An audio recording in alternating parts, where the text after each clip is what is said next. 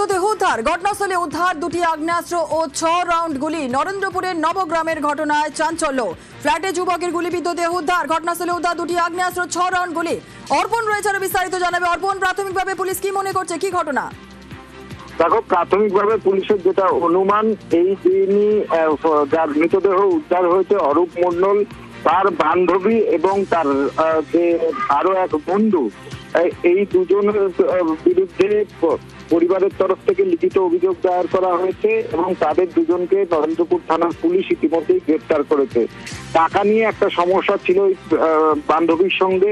বান্ধবী প্রিয়াঙ্কা দাস, তার সঙ্গে একটা সমস্যা চলছিল দীর্ঘদিনের। পরিবারের যারা লোকজন, যারা সদস্য রয়েছে, তারাও বিষয়টি জানে। যেহেতু অরূপ একজন ইমারতি দ্রব্যের ব্যবসা করতো, তার কাছে প্রচুর টাকা ছিল, ডিমান্ড একটা ছিলই। আর বান্ধবীর সঙ্গে এই টাকা নিয়ে একটা দীর্ঘদিন ধরে একটা বিবাদ চলছিল, সেই বিবাদ থেকে গুলি হতে পারে বলে প্রাথমিকভাবে মনে করছে পুলিশ। দুজনকে গ্রেপ্তার করে আজ বারুইপুর মহকুমা আদালতে পেশ করা হবে। নিজেদের হেফাজতে চেয়ে তদন্ত চালাবে পুলিশ।